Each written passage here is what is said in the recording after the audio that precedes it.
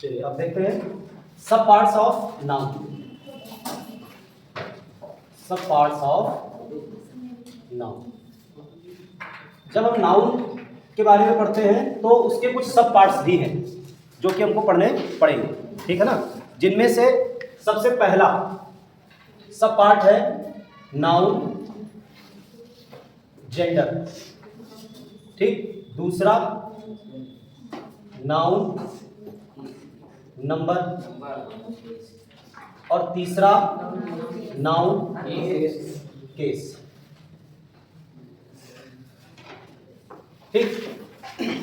Noun की पूरी जानकारी अगर हमको लेनी है तो सबसे पहले हमको नाउन पता होना चाहिए, कितने भागों में बटा हुआ है वो पता होना चाहिए, फिर उसके सब पार्ट्स कौन कौन से हैं वो पता होने चाहिए, ठीक। जैसे सब पार्ट्स में आया सबसे पहला नाउन जेंडर, फिर नाउन नंबर, फिर नाउन केस, ठीक। अब नाउन जेंडर कितने भागों में बटा हुआ है? 4। कौन कौन से?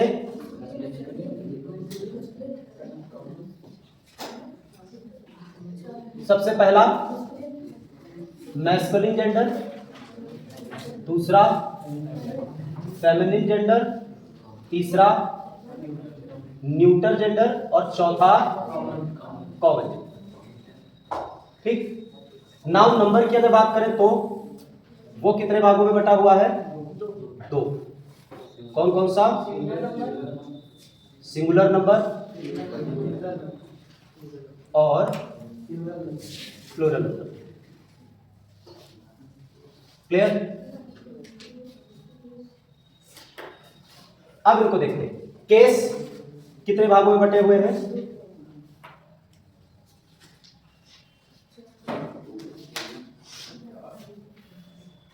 4, ठीक। सबसे पहला सब्जेक्टिव केस, सब्जेक्टिव केस,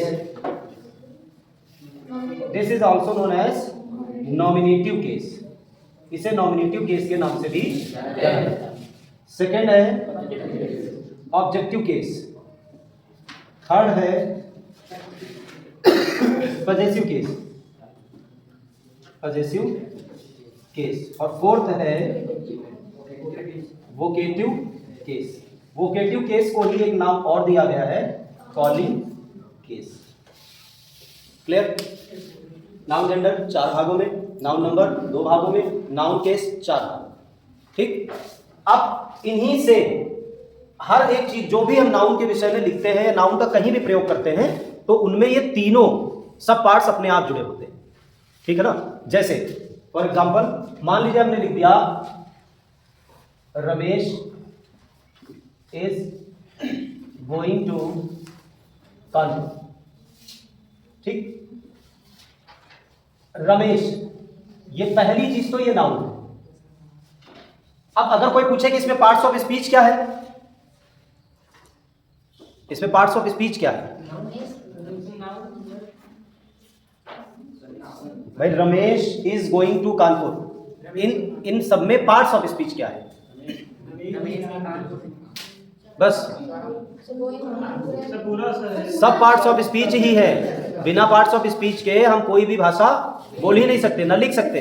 इसका मतलब ये सभी पार्ट्स ऑफ स्पीच है, अलग अलग पार्ट्स ऑफ स्पीच हो सकते हैं, ठीक है। जैसे हमने देखा रमेश नाउन, इज क्या है? वर्ब, गोइंग क्या है? ये भी वर्ब, टू क्या है? प्रीपोजिशन, कानपुर क्या है? नाउन। अभी तो हम ये देख रहे हैं कि पार्ट्स ऑफ स्पीच क्या है, कौन कौन से पार्ट्स ऑफ स्पीच है इसमें। अब पता चलेगा हमको कि नाउन किस रूप में आया है। सब्जेक्टिव, है ना भाई, सब्जेक्ट के रूप में आया है। और ये नाउन किस रूप में आया है? ऑब्जेक्ट के रूप में। तो जो नाउन सब्जेक्ट के रूप में आया है, केस उसका क्या हुआ? सब्जेक्टिव। क्लियर? उसका केस क्या हुआ? Subjective case. और जो नाउन ऑब्जेक्ट के रूप में आया उसका केस क्या हुआ? Objective case. क्लियर? अब देखते हैं नंबर पे। रमेश सिंगुलर नंबर है या प्लूरल नंबर है? सिंगुलर, यानी एक वचन करता है, ये सिंगुलर नंबर है। और फिर कानपुर, ये क्या है? ये भी सिंगुलर नंबर है, ये भी क्या है? Singular number. तो देखो केस हमने देख लिया, सॉरी केस देख लिया, नंबर देख लिया, अब बारी किसकी है? जेंडर की। तो जेंडर में ये कौन सा जेंडर होगा? Masculine gender. क्लियर? और यहां पर आ जाए कानपुर, ये किस जेंडर में होगा? बताइए, ये न्यूटर जेंडर है। ये कौन सा जेंडर है? न्यूटर जेंडर है ना भाई। इसका कौन सा जेंडर है निर्धारित? ठीक। अगर हम इसी तरीके से हर एक नाउन की इतनी डिटेल जरूर मिलेगी। सबसे पहला कौन सा जेंडर है, कौन सा नंबर है, कौन सा केस है। ठीक, बात समझ में आ रही कि नहीं? अब वर्ब की बात करते हैं, इसी तरीके से वर्ब में भी मिलेगा। इज वर्ब है, वर्ब में कौन सी वर्ब है? फाइनाइट। फाइनाइट में कौन सी है? ट्रांजिटिव। और ट्रांजिटिव के बाद अगर हम देखें कि ये और क्या है? हेल्पिंग। यहां पर ये हेल्पिंग वर्ब बन गया है। गोइंग क्या है? फाइनाइट वर्ब है, फाइनाइट में क्या है? ट्रांजिटिव है, ट्रांजिटिव में क्या है? मेन है। बात समझे? प्रीपोजिशन, प्रीपोजिशन तो है, कौन सा प्रीपोजिशन है? सिंगल या सिंपल, इसी को कहा जाता है। बात समझ में आ रही? कोई प्रॉब्लम? एक सेंटेंस में अगर उसमें आने वाले सभी पार्ट्स ऑफ स्पीच को हम बेहतर तरीके से जानते हैं तो उस सेंटेंस पे हमारा कंट्रोल अच्छा होगा। जैसे मान लो कि हमको जब हम पढ़ा रहे हैं या पढ़ रहे हैं उस टाइम पे हमने कोई चीज बताई आपको कि प्रीपोजिशन यहां नहीं होना चाहिए, यहां पर प्रीपोजिशन नहीं होना चाहिए, तो फिर क्या है? इसका मतलब आपको पहले प्रीपोजिशन पता हो तभी तो उसको हटा पाओगे। मान लो हमने बता दिया कि नहीं इस जगह प्रीपोजिशन नहीं होगा, तो जब प्रीपोजिशन पहचानते होगे तभी तो प्रीपोजिशन को हटाओगे। हो सकता है कानपुर का हटा दो क्योंकि तुमको पार्ट्स ऑफ स्पीच नहीं पता, तभी तो हमने बोला प्रीपोजिशन हटाओ, तुमने हटा दिया नाउन को। बात समझे कि नहीं?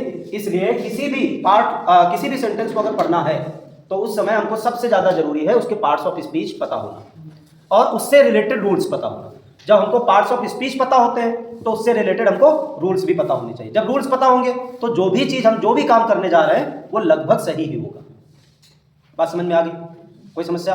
ठीक, अब आगे देखते हैं कि ये तो हो गए इसके सब पार्ट्स। अब नाउन से रिलेटेड एक चीज और आती है, functions of a noun. Noun काम किस तरीके से करता है? नाउन काम किस तरीके से करता है ये जानना भी तो जरूरी है। तो सबसे पहला फंक्शन नाउन का है subject to a verb. Subject to a verb, ये किसी भी वर्ब का सब्जेक्ट बनता है। ध्यान दें, नाउन क्या कर सकता है? किसी भी वर्ब का सब्जेक्ट बनता है। उदाहरण जैसे मान लीजिए हमने लिख दिया हरी बीट्स सोहन। हरी बीट्स सोहन, इसमें हरी क्या है? ये नाउन है और ये नाउन किस रूप में आया है? सब्जेक्ट के रूप में, यानी सब्जेक्टिव केस होगा इसका। ये चीज समझ में आई कि नहीं? तो यानी नाउन ही सब्जेक्ट बनने का भी काम करता है। दूसरा फंक्शन इसका object to a verb. Object to a verb, किसी भी वर्ब का ऑब्जेक्ट भी ये बनता है। जैसे इसी सेंटेंस को देख ले जो ऊपर लिखा हुआ है, हरी बीट्स सोहन। ठीक, अब इसमें देखिए हरी तो सब्जेक्ट के रूप में आया है, क्लियर, लेकिन सोहन भी तो आया हुआ है, ये भी तो नाउन है। तो इसका मतलब ये किस रूप में आया है? ये जो सोहन है वो वर्ब बीट्स का ऑब्जेक्ट है और ये जो हरी है वो वर्ब बीट्स का सब्जेक्ट है। ये जरूर ध्यान रखना। वर्ब से इनका क्या रिलेशन है? तो वर्ब से इनका बहुत बड़ा रिलेशन होता है। वर्ब के बाद ध्यान दें, अगर वर्ब से रिलेशन नहीं है तो जैसे अगर कोई ये बात हमसे बोल दे कि नहीं सोहन का वर्ब से क्या रिलेशन या हरी का वर्ब से क्या रिलेशन, तो है, देखेंगे। अभी ये सेंटेंस लिखा हुआ है, मान लीजिए इसकी जगह हमने लिख दिया सोहन बीट्स हरी। ठीक, अब देखिए वहां पर अभी सोहन बीट्स के बाद था और यहां पर हरी बीट्स के पहले था। ठीक, अगर इनके बीट्स से इनका रिलेशन ना होता तो देखो सोहन को हम इधर ले आए और हरी को हमने उधर कर दिया, रिलेशन था तभी अर्थ बदल जाएगा। ये सेंटेंस बोल रहा है हरी बीट्स सोहन, हरी सोहन को पीटता है, जबकि जो दूसरा सेंटेंस है उसने अर्थ क्या बना दिया? सोहन बीट्स हरी, सोहन हरी को पीटता है। तो इसलिए ये बात भी हमको पता लग गई कि वर्ब से इनका रिलेशन होता है। बात समझ में आ रही है कि नहीं? ऐसे भी अभी आगे जब बढ़ोगे तो जब वर्ब पढ़ोगे तो वर्ब में ये बात आएगी कि वर्ब के बाद सदैव ऑब्जेक्टिव केस लिया जाता है और वर्ब के पहले सदैव सब्जेक्टिव केस लिया जाता है, यानी सब्जेक्ट वर्ब के पहले ही आता है। कोई प्रॉब्लम? अब देखिए ये दो फंक्शन हो गए। तीसरा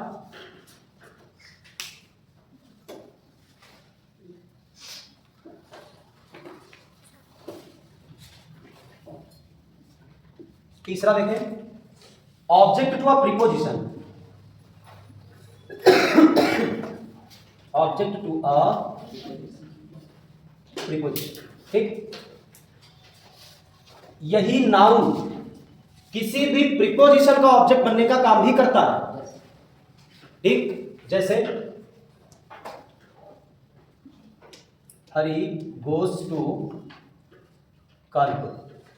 अब इसमें देखें, हरी नाउन है, कानपुर भी नाउन है, ये सब्जेक्टिव केस में सब्जेक्ट बन के आया हुआ है, ये ऑब्जेक्ट बन के आया हुआ है, ठीक। लेकिन अंतर है, हरी गोस का सब्जेक्ट है, हरी सब्जेक्ट किसका है? गोस का। जबकि कानपुर ऑब्जेक्ट किसका है? टू का।